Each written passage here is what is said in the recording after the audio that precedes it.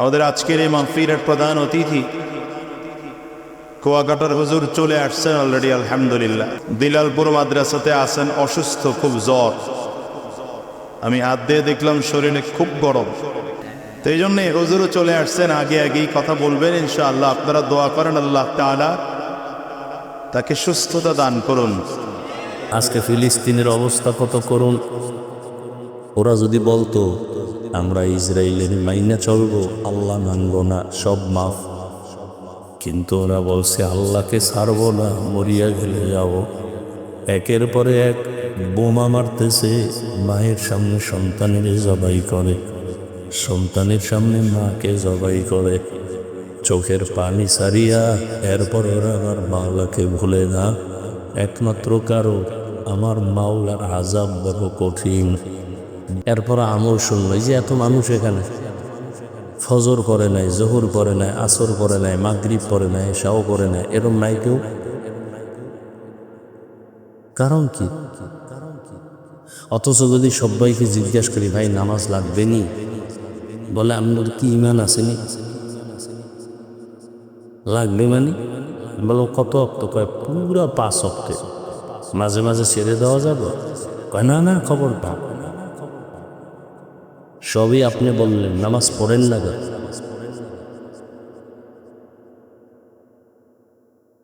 অথচ নবী বলেন বাইনাল আবদি অবাইনাল কুফরি তরকুস সালাহ। মুমিন আর বেঈমানের মধ্যে ব্যবধান নামাজ। বেঈমানেরা নামাজ পড়ে না, মুমিন নামাজ ছাড়েন। এর কারণ একটা, এই বয়ান কিয়ামত পর্যন্ত চলতে থাকবে, কিন্তু ফায়দা কম হবে। কেন?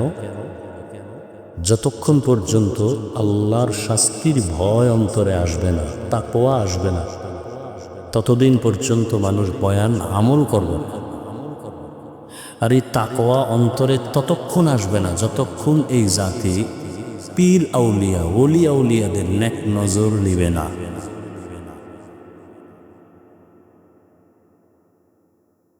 এই জন্য আল্লাহ কোরআনের এক আয়াতে বলেন, ইয়া আইয়ুহাল্লাযীনা আমানু, ও দুনিয়ার মুমিন, ইত্তাকিল্লাহ।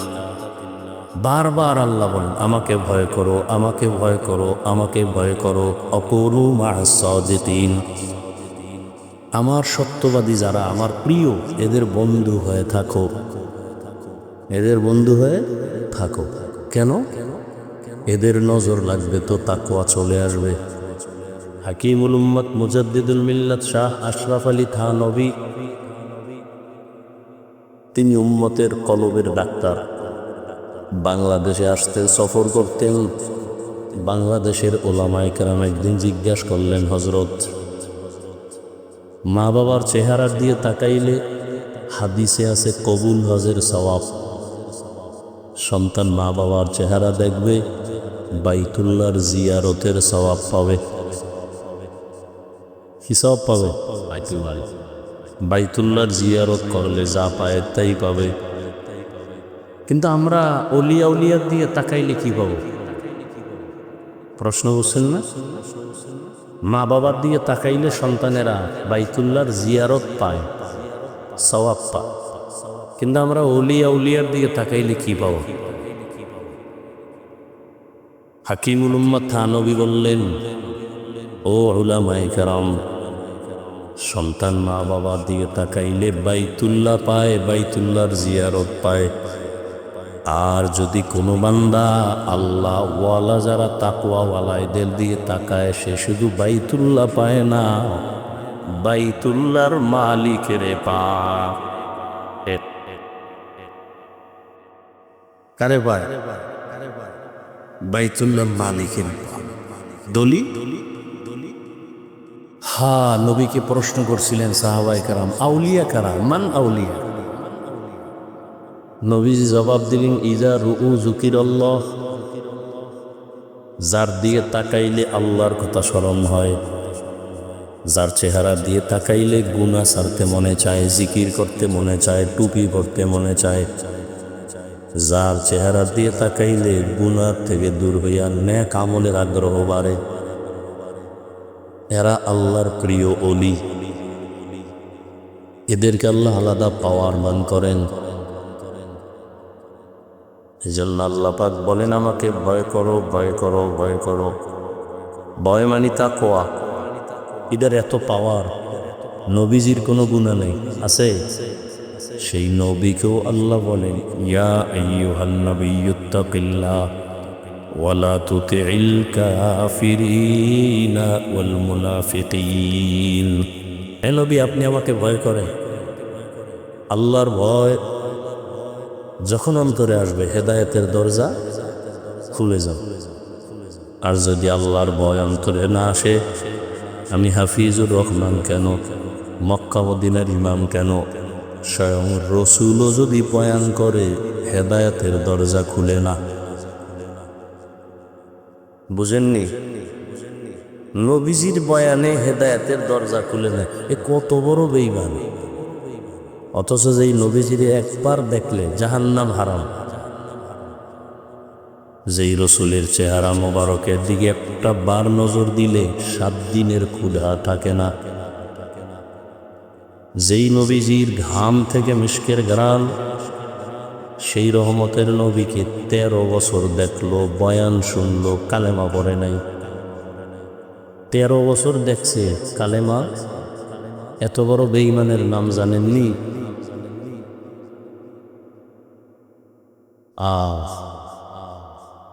কার ভয় নাই?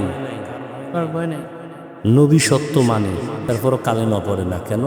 আল্লাহর আযাবের ভয়। আর অন্যদিকে 27 বছরের এক যুবক তরবারি নিয়ে দৌড়ায় নবীকে জবাই করার জন্য। কয় বছর? তরবারি নিয়ে দৌড়ায় যখন নবীজির চেহারার দিকে নজর পড়ল, তরবারিটা ফালাইয়া বলে, নবী বেয়াদবি, মাফ করে আমাকে কালেমা পড়ায়া নেন। দেখছেন নি?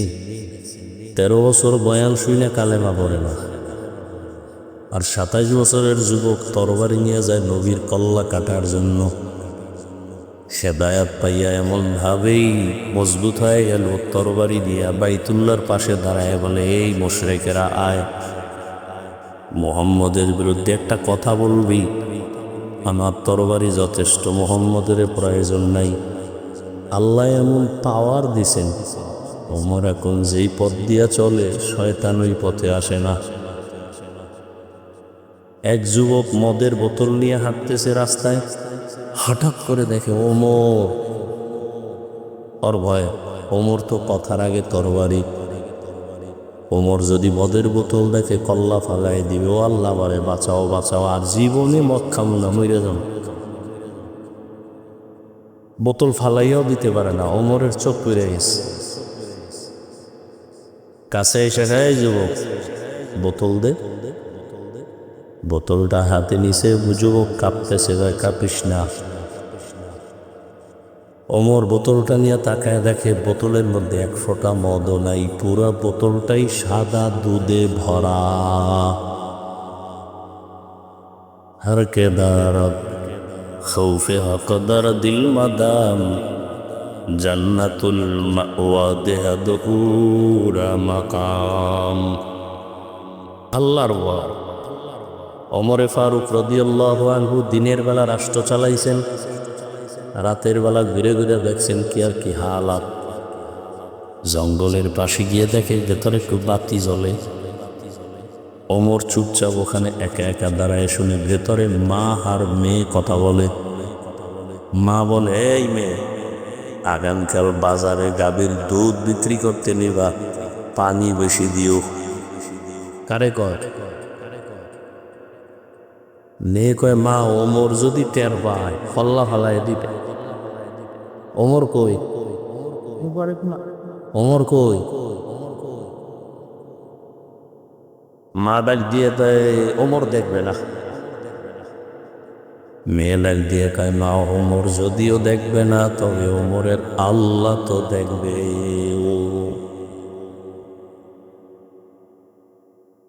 ওমর এতটুকু শুনে চলে গেছে। পরের দিন আদালতে বসে ওই মহিলা এবং মেয়েকে ডাকাইলেন। মেয়ে আর মহিলা ভয়, মনে হয় ওমর ডাকছে মানে ফাঁসি, উপায় নেই।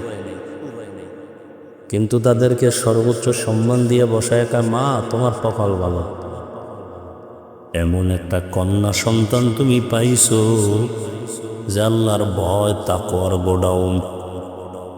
মা তোমাকে আজকে একটা পুরস্কার দিতে চাই। কি? তুমি যদি আলহামদুলিল্লাহ বলো তাহলে তোমার এই মেয়েটাকে আমি ওমরের ছেলের জন্য নিতে চাই। মা খুশি না বেজার?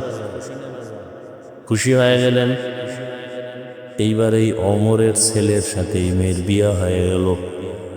এমনই এই দামি নারীর গর্বের ধারায় আর একটা সূর্যের আলো আসছে, ওমর ইবনে আব্দুল আজিজ। আল্লাহর ভয় দেখেন। আপনারাও মুসলমান, আমিও কি কথা বলেন? আপনাদের আল্লাহ আমার আল্লাহ দুই, বুঝে শুনে বললেন। এক, আপনাদের নবী আমার নবী, আপনাদের কোরআন আমার কোরআন, আপনাদের কাবা আমার কাবা, আপনাদের ধর্ম আমার ধর্ম, আপনাদের কালেমা আমার কালেমা। দুনিয়াতে আসছি সিস্টেম। বিদায় বেলা কাফনের সংখ্যা, আমারও 3 কাফন, আপনারও 3 কাফন, মহিলাদের 5 কাফন। কালার আলাদা, কালার আলাদা। কি সবা হুজুর গোটা একটু আলাদা হবে। হ্যাঁ, কালার নিয়েও কিলে খেলি চলে এই জন্য। এত বড় মূর্খ যে কালার লইয়াও কিলে ফেলি। কবরের সাইজ ভেতরে রাখার পরে প্রশ্ন কয়টা? কয়টা? আলাদা আলাদা না সবে? রবের পরিচয় দাও, ধর্মের পরিচয় দাও, রাহমাতুল্লিল আলামিনের পরিচয় দাও। দেখেন তো, আপনার আমার আল্লাহ এক, নবী এক, কোরআন এক, কাবা এক, ধর্ম এক, কালেমা এক, কবর এক, প্রশ্ন এক, কাফন এক, কালার এক। অথচ আপনি কেমন মুসলমান আর আমি কেমন মুসলমান? আজকে আপনার পায়ে বইরে দিরে বুঝাই, টুপি পরেন, দাড়ি রাখেন, নামাজ পড়েন। আমি টুপি খুলতে চাই না, লজ্জা পাই। আর আপনি কেমন মুসলমান যে টুপি দিতে চান না, লজ্জা পান? আমি দাড়ি কাটতে চাই না, লজ্জা। আর আপনি কেমন মুসলমান যে দাড়ি রাখতে চান না, লজ্জা। আমি মসজিদে না ঢুকলে লজ্জা পাই, আর আপনি মসজিদে ঢুকতে গেলে লজ্জা পান। আমি পর্দা না করলে লজ্জা পাই, আর আপনি কেমন মুসলমান যে পর্দা করতে গেলে লজ্জা পান? শুধু একটাই কারণ, আল্লাহর ভয় অন্তরে নাই। আজকে যদি আমি দাড়ি কামাইয়া, টুপি বাদ দিয়া, নামাজ বাদ দিয়া আপনার মতো প্যান্ট শার্ট টাই লাগায় রাস্তায় ঘুরতাম, কেউ আমারে বাধা দিত না। এই টুপির কারণে বিপদ, জামার কারণে বিপদ, জিকিরের কারণে বিপদ, কওমি মাদ্রাসায় পড়ার কারণে বিপদ। হাজার হাজার মুরব্বীরা আজকে ফিলিস্তিনের অবস্থা কত করুন। ওরা যদি বলতো আমরা ইসরায়েলের মাইনা চলবো, আল্লাহ মানব না, সব মাফ। কিন্তু ওরা বলছে আল্লাহকে ছাড়বো না, মরিয়া গেলে যাব। একের পরে এক বোমা মারতেছে, মায়ের সামনে সন্তানের জবাই করে, সন্তানের সামনে মাকে জবাই করে, চোখের পানি সারিয়া। এরপর ওরা আমার মাওলাকে ভুলে না। একমাত্র কারণ আমার মাওলার আযাব বড় কঠিন।